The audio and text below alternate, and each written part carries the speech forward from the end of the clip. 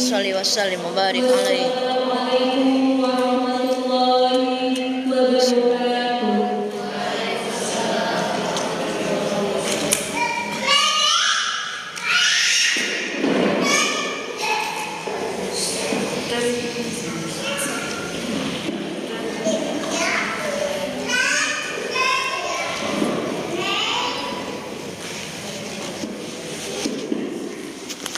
Terima kasih kepada Ibu Muslimat. Semoga penonton selawat kita selalu mendapatkan syafaat. Amin ya Allah ya rabbal alamin. Selanjutnya pengajian pada sore hari ini akan dipimpin oleh Umi Naila. Kepada Umi Naila Terima kasih. Terima kasih.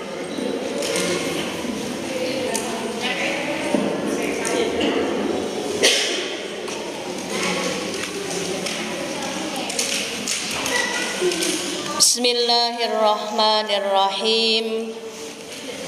Assalamualaikum warahmatullahi wabarakatuh.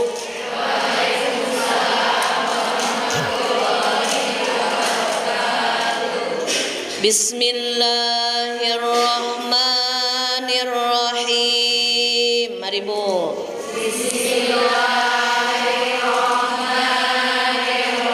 Subhanallah walhamdulillah wala ilaha illallah Allahu akbar Subhanallah walhamdulillah wala ilaha illallah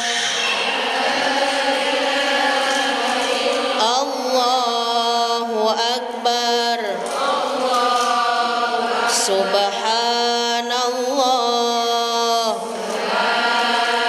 walhamdulillah wala ilaha illallah Allahu akbar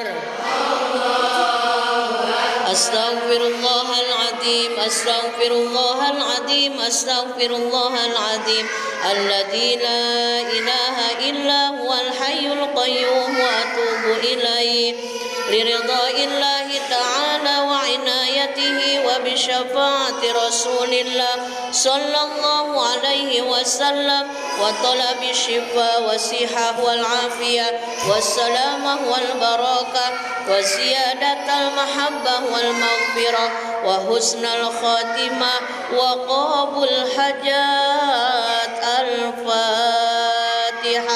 A'udzu billahi minasy syaithanir rajim. Bismillahirrahmanirrahim. Alhamdulillahi rabbil alamin. Ar-Rahmanir Rahim. Maliki yaumiddin. Iyyaka na'budu wa iyyaka nasta'in. Ihdinas siratal mustaqim. Siratal ladzina an'amta 'alaihim ghairil maghdubi 'alaihim waladdallin. Amin. La ilaha illallah la mawjuda illallah. Di sini kami sekarang karena ciptaan Allah. La ilaha illallah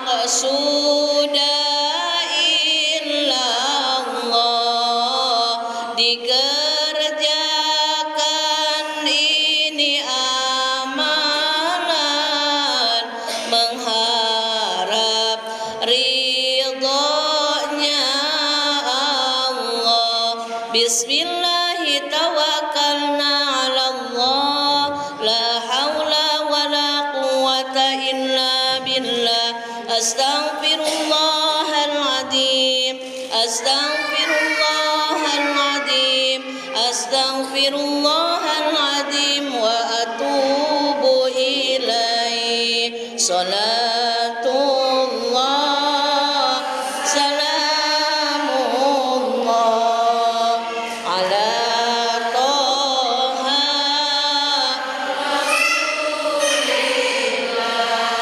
Salatullah, salamullah ala Yasin Habibillah. Allahumma salli wa sallim wa barik alaih.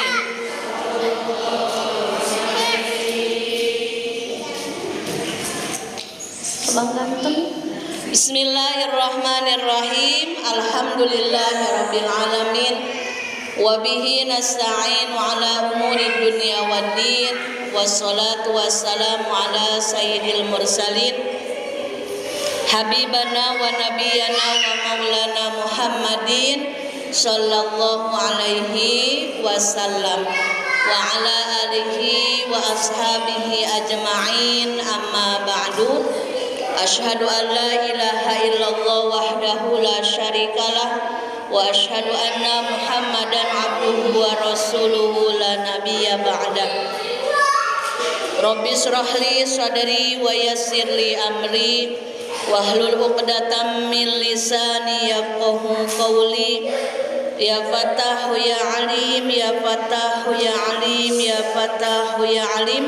Iftah lana futuhal arifin, amin amin ya robbal alamin.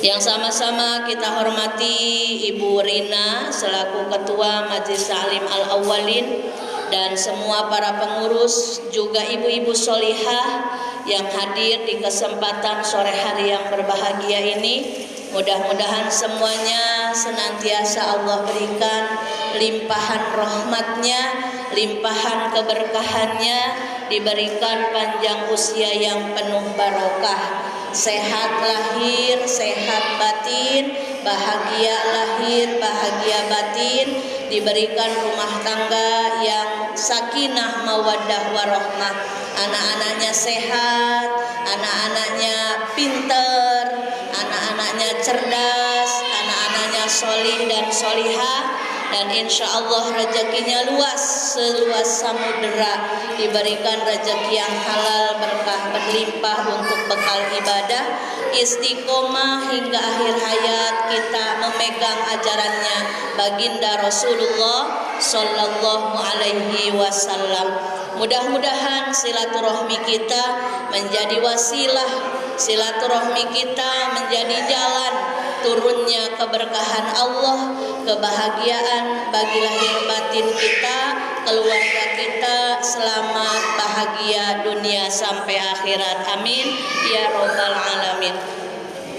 Alhamdulillah, puja puji beserta syukur marilah sama-sama senantiasa kita sanjungkan setiap saat kehadirat Allah Rabbul Izzat yang Maha Ghafur, Allah yang begitu maha luas rezekinya, Allah yang begitu maha baik, sehingga kalau kita mau menghitung nikmat-nikmat Allah tidak akan terhitung. Betul tidak Ibu? Firman Allah di dalam Al-Quran, wa in ta'uddu, maka ketika kita mau menghitung nikmat Allah tidak akan bisa menghitungnya. Maka alhamdulillah, alhamdulillah, alhamdulillah, setiap saat wajib kita bersyukur. Kita masih diberikan nafas, kita masih diberikan sehat, kita masih diberikan kuat, kita masih diberikan rumah tangga yang penuh berkah, kita masih diberikan keturunan yang baik, yang solih dan solihah.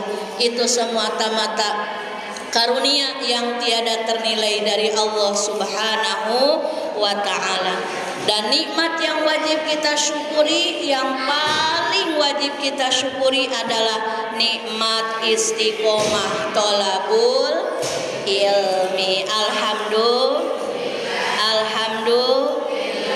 Karena di antara hamba Allah yang paling tinggi kedudukannya adalah hamba-hamba Allah yang insya Allah terus hatinya terpaut ke masjid, ingin selalu mensyiarkan agamanya Rasulullah, dan setiap saat ingin menambah ilmu agar makin keyakinan kita kuat kepada Allah Subhanahu wa ta'ala.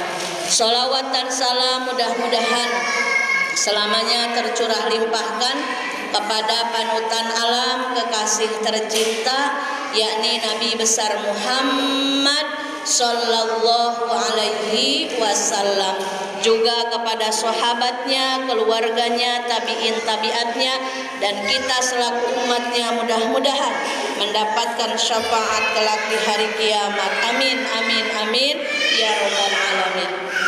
Ibu-ibu yang dimuliakan oleh Allah Subhanahu wa taala, insyaallah kajian fikih kita di sore hari ini adalah fikih bab sholat.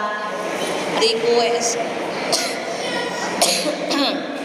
sebagaimana request dari Ibu Ketua, waktu kuliah subuh, kultum subuh diisi oleh Ayang Beb, dan ternyata ada menerangkan sedikit bab sholat. Saya nanya sama Ibu Ketua, bagian apa? Kata Ibu Ketua, tanya aja lah sama suami Umi.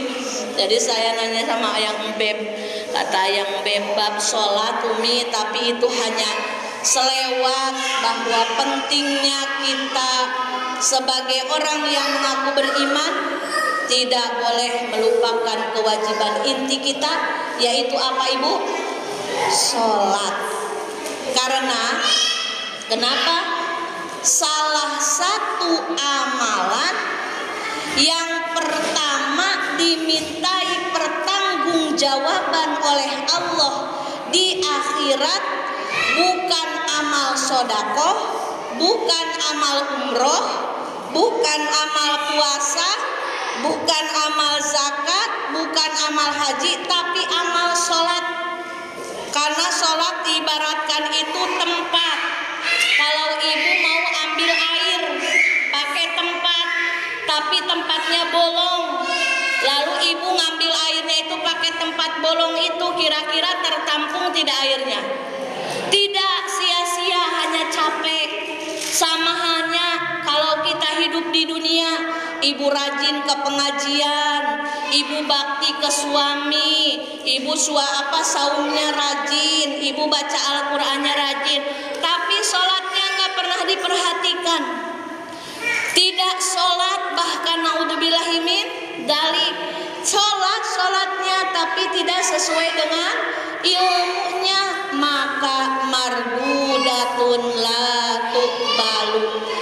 Amal ibadah yang kita kerjakan dan tidak sesuai dengan ilmunya, maka otomatis amal itu ditolak oleh Allah Subhanahu wa ta'ala.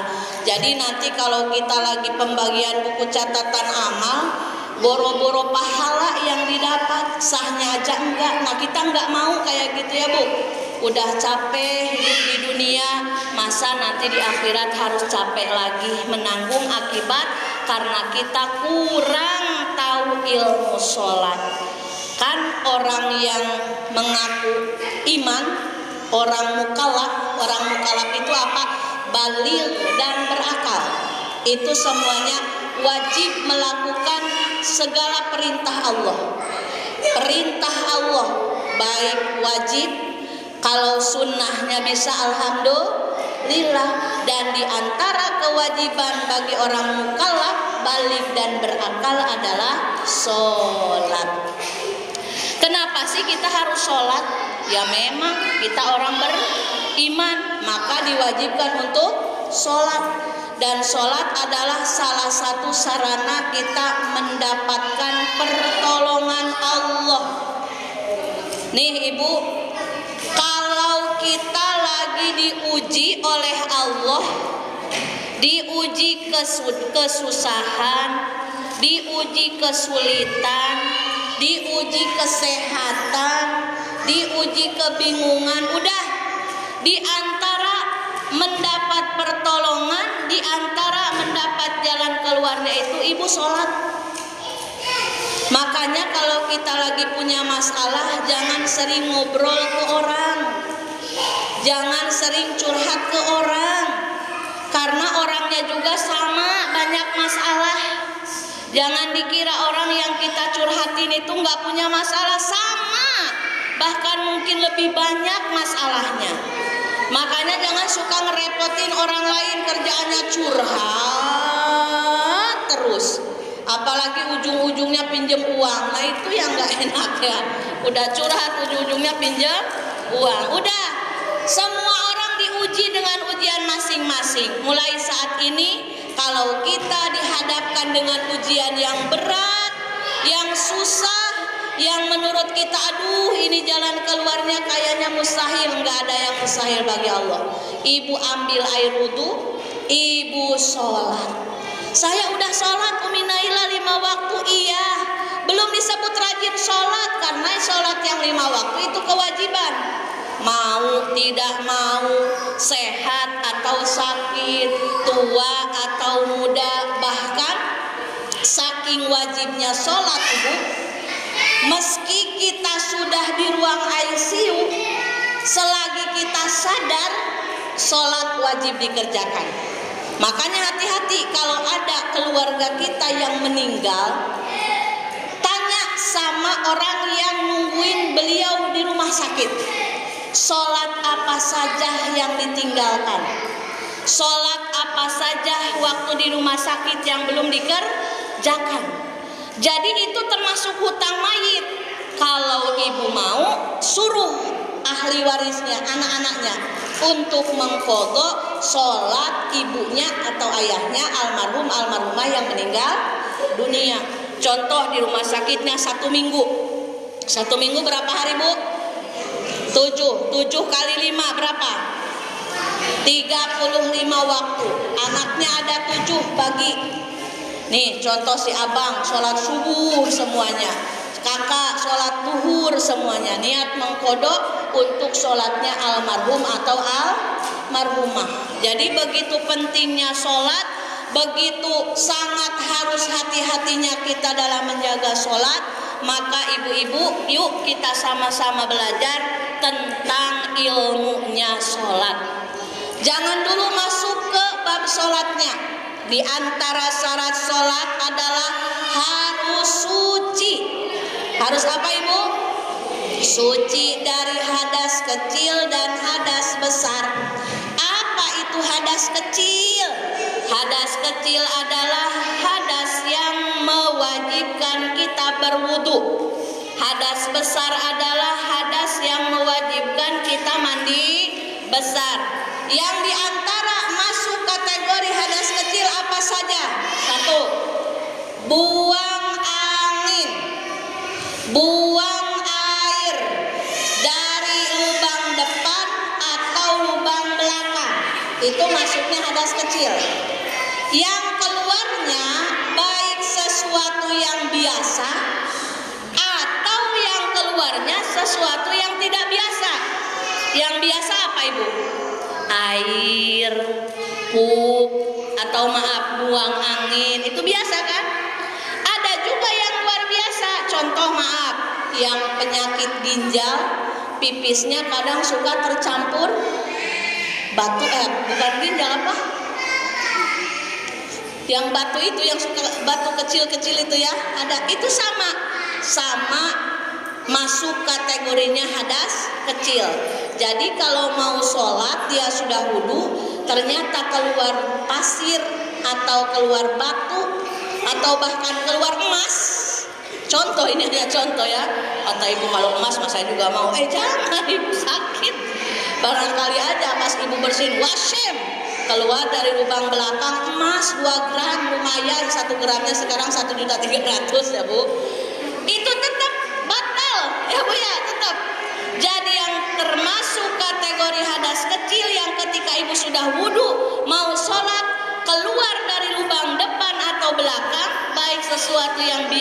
batal luar biasa, ibu kalau sholat wajib wudhu lagi.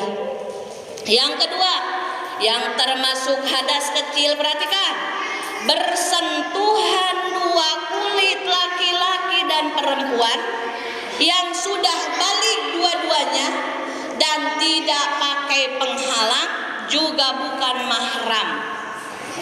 Ini saya lagi menjelaskan fikihnya Imam Syafi'i.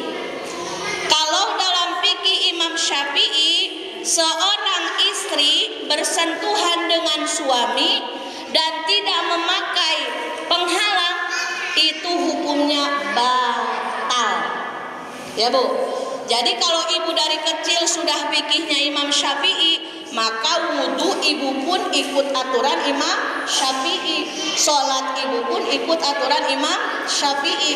Kalau dalam berfikih itu jangan talfek. Apa itu talfek? Ngambil yang ringan-ringannya aja, ngambil yang enteng-entengnya, itu tidak boleh, haram. Karena nanti di akhirat semua yang kita amalkan, semua yang kita kerjakan akan dimintai pertanggungjawabannya oleh Allah Subhanahu wa ta'ala. Jadi kalau ibu sudah wudhu ditowel sama suami, batal, ibu wudhu lagi. Biasanya ini berlaku untuk pengantin baru ya Bu ya. Kalau pengantin baru kan lagi seneng-senengnya bercanda ya. Sekarang boro-boro bercanda ya Bu, dibercandain juga, diam-diam. Padahal jangan ya Bu, mesra itu jangan hanya milik pengantin baru. Mesra juga harus kita pupuk pengantin. Kita kan pengantin baru nih, alias pengantin lama, harus terus memupuk keromantisan, kemesraan dengan suami kita. Karena pahala yang paling besar, pahala bercanda itu adalah pahala bercanda dengan suami. Tapi Umi suka males, nah itu malesnya yang harus kita perbaiki. Karena biasanya kalau dengan yang halal itu hawanya males. Kalau sama besti aja ketawa aja semua, itu karena kurang kehalalannya. Jadi nomor kedua, yang termasuk kategori hadas kecil, bersentuhan dua kulit laki-laki dan perempuan yang sudah balik dan bukan mahram dan tidak ada penghalang. Bagaimana kalau bersentuhannya dengan anak kecil? Tidak batal, karena mereka belum balik. Kitanya udah balik, beliau udah balik. Kecuali kalau zaman-zaman sekarang usia 9 tahun itu untuk kehati-hatian ya Bu. Kan tanda balik itu kemarin udah dijelaskan.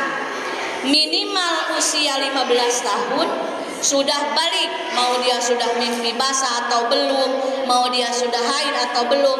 Kalau dia sudah usia 15 tahun otomatis dia sudah balik. Paham? Atau umur 9 tahun. Tapi zaman sekarang dikhawatirkan apa yang ditonton, apa yang dibaca menyebabkan dia baliknya cepat. Sehingga maaf, umur 9 tahun bila sudah mimpi basah, maka dia sudah balik. Kalau di perempuan meskipun belum haid, tapi dia sudah pernah mimpi basah, maka sudah balik. Jadi kalau kita kan emak-emak ya, kalau emak-emak sudah balik bersentuhan dengan anak usia 9 tahun kelas berapa? 3. Untuk kehati-hatian, kalau kita guru ngaji nih, kalau kita guru ngaji mau salam dengan anak-anak santri itu lebih baik pakai penghalang. Mau pakai kain mukena, mau pakai jilbab, itu lebih baik karena menjaga kehati-hatian. Kalau laki-laki, perempuan ke laki-laki, kalau kesama perempuan ya nggak apa-apa, nggak batal. Nah maka ketika kita sudah punya wudhu, kita salaman dengan anak usia 9 tahun untuk kehati-hatian, pakai aja penghalang, biar wudhu kita tidak batal. Atau meski tidak punya wudhu, kita lebih baik menjaga. Karena dalam mazhab Syafi'i ada hasrat, tidak ada hasrat ketika bersalaman dengan lawan jenis, itu batal wudhu kita.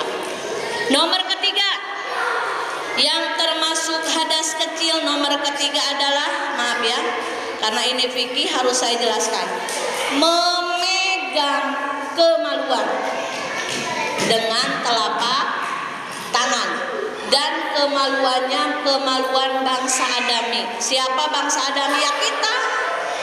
Bangsa Adami mau kemaluan sendiri, mau kemaluan suami. Iseng kali ya Bu ya. Ini saya jelaskan, berarti ada dalam kitabnya. Jadi kalau udah wudu udah, nggak usah lagi ada acara apa-apa habis wudu sholat. Nanti mau apa-apanya setelah sholat. Kecuali memegang kemaluan hewan itu tidak batal. Contoh ada orang hamil ngidam, habis wudu nih, kata si ibu yang lagi ngidam, "Papa, mama mau ke kebun binatang." "Mau ngapain mama?" "Mama ngidam, mau pegang itunya kuda." Ini contoh ya, namanya Piki. Yang Piki itu harus bercontoh-contoh. Aduh mama aneh-aneh aja. Iya pokoknya mama kalau nggak diantar ke kebun binatang, nggak memegang itunya kuda, nanti anak papa ngiler, nanti anak papa ngences. Diantar padahal udah punya wudu ya Bu ya. Nah terus dipegang aja, dia nggak mau sholat, nggak mau wudu lagi, sholatnya sah karena yang dipegang bukan kemaluan bangsa Adami. Paham? Kemaluan kucing. Lagian ngapain sih? Kayak nggak ada kerjaan. Tapi ini memang ada dalam kitabnya, jadi harus dijelaskan. Yang keempat, yang termasuk hadas kecil yang membatalkan wudu. Jadi ketika dilakukan harus wudu lagi kalau mau sholat. Tidur, kecuali tidur yang menetapi tempat duduknya. Dari maghrib ke isya sekarang kurang lebih 1 jaman, betul Ibu? Amalan yang jangan kita tinggalkan pada sholat maghrib Ibu, minimal baca Yasin. Kalau Ibu lagi nggak ada acara mendadak, acara keluar, biasakan habis maghrib ke isya itu jangan ada kegiatan selain doa, zikir, wirid. Untuk apa? Itu sebagai tirakat kita sebagai istri untuk suami, tirakat kita sebagai ibu untuk anak-anak kita. Udah, di luar sholat maghrib Ibu mau ngobrol, mau makan seblak, mau pokoknya silakan. Tapi biasakan ba'da maghrib ke isya itu waktunya bermesraan dengan Allah, waktunya beromantis-romantis dengan Allah, waktunya curhat puas-puasnya Ibu ke Allah. Silahkan. Ibu mau isi dengan baca Quran, Ibu mau isi dengan sholawatan, Ibu mau isi dengan zikir, Ibu mau isi dengan istighfar, silahkan. Kalau saya pas nggak ngajar biasanya pada maghrib ke isya itu baca Yasin. Nah ada kalanya hari Senin puasa kan, puasa sunnah atau puasa qadha.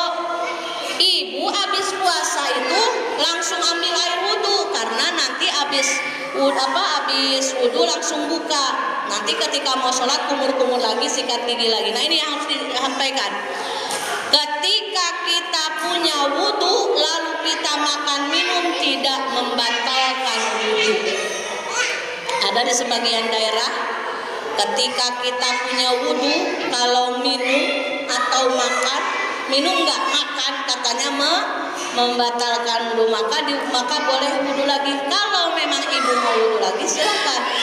Tapi kalau ibu tidak wudhu lagi, selagi ibu tidak buang air, buang angin, tidak tidur yang tidak menetapi tempat wudhunya, maka tidak batal.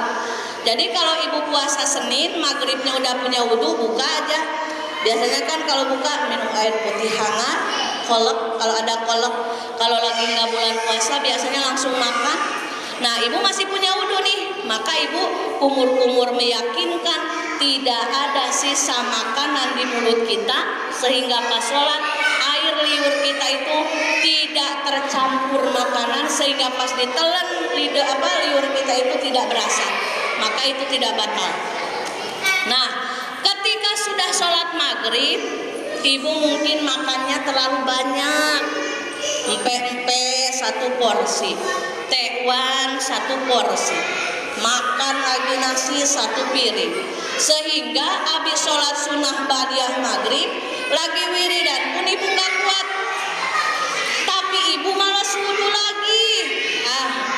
Saya nggak mau batal wudhunya, sambil Isya boleh? Boleh. Silahkan ibu duduk, menetapi tempat duduknya ibu bobok yang cantik, boleh. Asal tidak boleh nyender. Kalau boboknya sambil nyender apalagi sampai ngorok, wah agak batal ya Bu. Wajib diulang lagi. Ini biasanya berlaku pada bulan Ramadan. Nah, sebentar lagi bulan Ramadan ya Bu. Tapi kalau mama jarang yang cepat ke masjid duduk karena kan repot ya anak-anak mempersiapkan di rumah buka untuk suami, untuk anak-anaknya. Ini biasanya nenek-nenek kalau di Laguna itu. Jadi dari sebelum maghrib udah bawa tuh bukaan dari rumah. Atau tidak kan disediain di masjid udah ada bukaan tuh. Nanti ke maghrib ke isyanya itu mereka tidak pulang, mengisinya dengan tadarus, dengan dzikir. Nah, ketika ngantuk boleh sambil nundutan. Ibu tahu nundutan? Tidur tapi sambil duduk. Nah, ini tidak batal.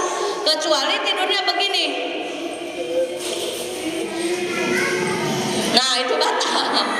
Kenapa? Karena hukum alam kalau merem mata maka yang di bawah terbuka. Kalau enggak dijaga dengan tempat duduk kita, takutnya mata lagi melem, yang keluar dari belakang tidak terasa.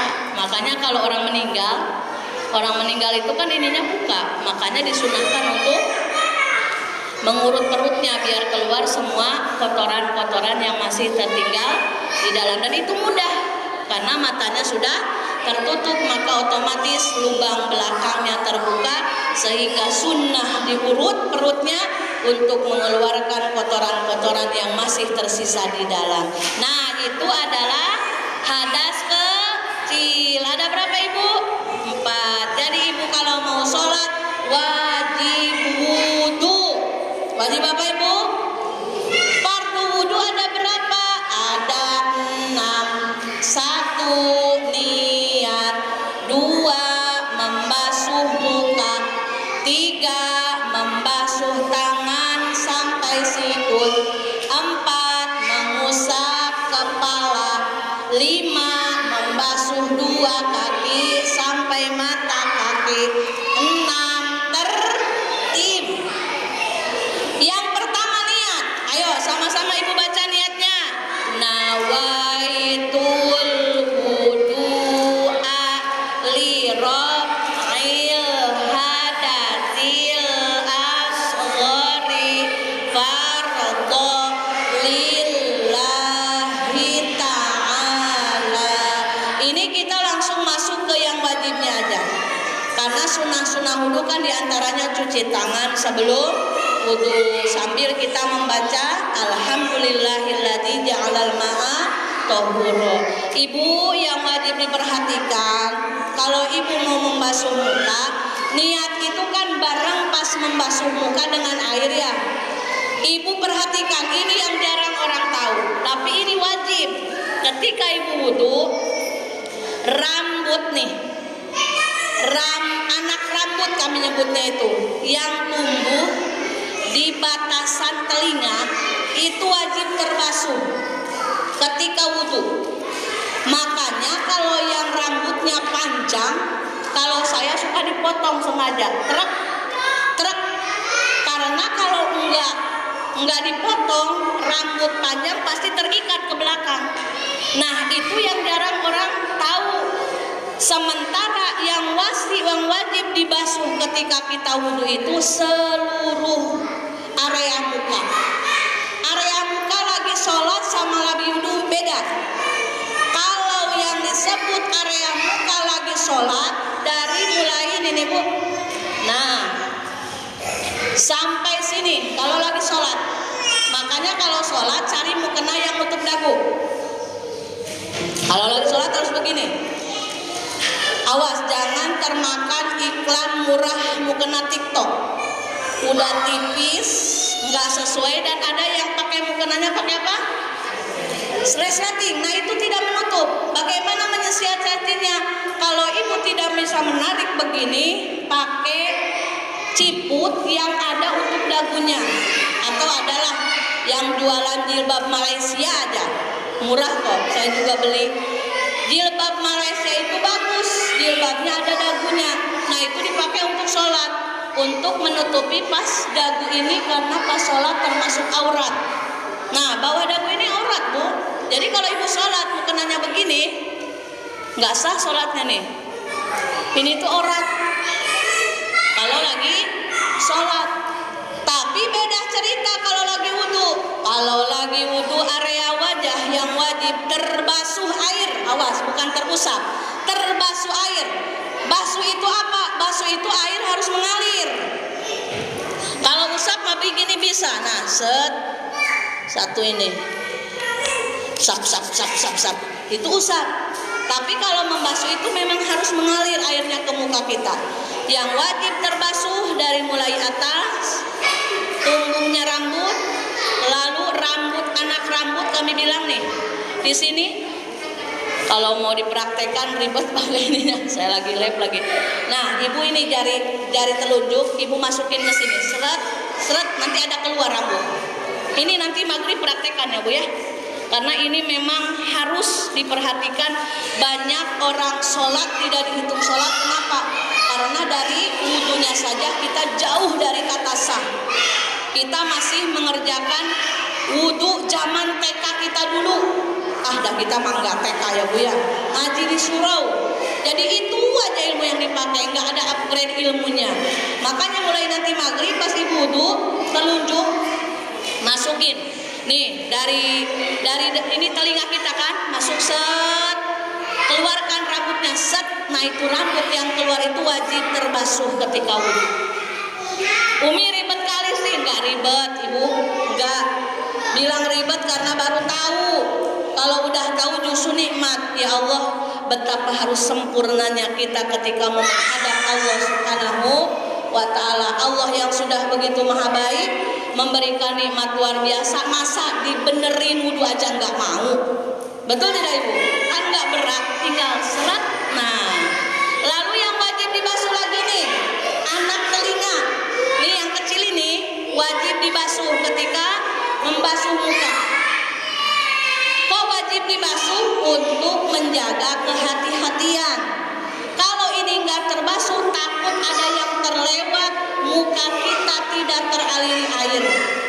Karena ini termasuk fardu wudhu. Kalau ada satu titik jarum saja tidak terkena air, tidak sah wudhunya. Kalau tidak sah wudhunya, tidak sah sholatnya. Nih ibu perhatikan sekarang, lagi zaman tato alis. Ingat, dah ibu-ibu udah cantik dari sononya ya. Percaya diri dengan yang kita punya, bersyukur dengan Allah yang Allah beri ya. Udah standar cantik kita itu udah lihat suami kita. Kata suami, mama itu udah cantik.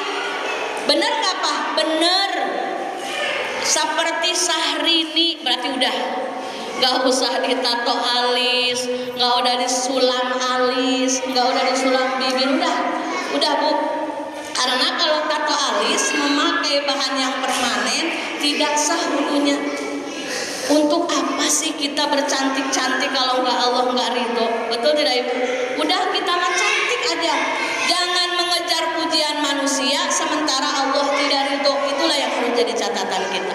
Nah ibu, jadi kalau mau wudhu, awas sebelum wudhu kalau ibu pakai krim, pakai foundation yang tebalnya 3 cm, bersihkan dulu.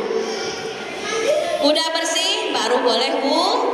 Jadi sebelum wudhu itu ibu prepare, ada kutek kah, memakai kutek atau hand body yang tebal kah, yang sehingga nanti hand body-nya tidak langsung tembus air ke kulit ya.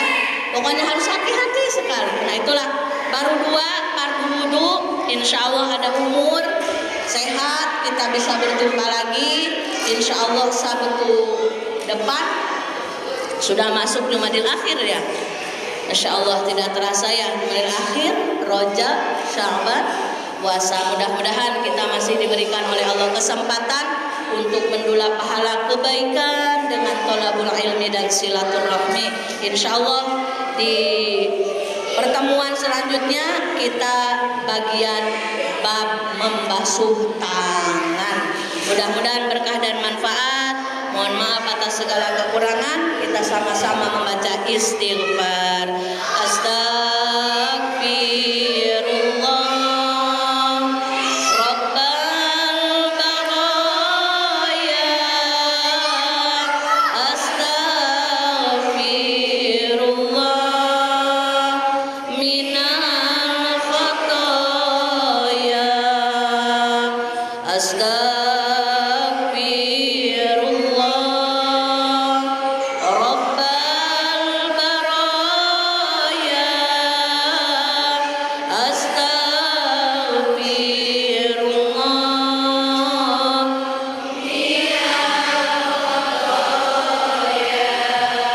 Amin ya Allah. Amin ya Allah. Amin ya Allah. Ya Rabbal alamin. Amin. Bismillahirrahmanirrahim. Alhamdulillahirabbil alamin. Hamdan na'imin, hamdan syakirin, hamdan yuwafi ni'amahu wa yukafi mazidah. Ya Allah, ya Rabbana lakal hamdu kama yanbaghi li jalali wajhika wa 'azimi sultanik. Allahumma shalli ala sayyidina Muhammadin tibbil qulubi wa dawaiha wa afiyatil abdani wa shifaiha wa nuril absyari wa dhiyaiha wa ala alihi wa sahbihi wa sallim. Allahumma ighfir lana dhunubana wa liwalidayna wa li zawjina wa li jami'il muslimina wal muslimat wal mu'minina wal mu'minat al ahya'i minhum wal amwat wa atubu ilaih. Rabbana atina fid dunya hasanah wa fil akhirati hasanah wa qina adzabannar. Rabbana hab lana min azwajina wa dhurriyyatina qurrata a'yun waj'alna lil muttaqina imama. Wa sallallahu ala sayyidina Muhammad wa ala alihi wa sahbihi ajma'in. Subhana rabbika rabbil izzati amma yasifun wa salamun alal mursalin walhamdulillahi rabbil alamin. Amin ya Allah ya Rabbal alamin. Taqabbalallahu minkum. Alhamdulillahi rabbil alamin.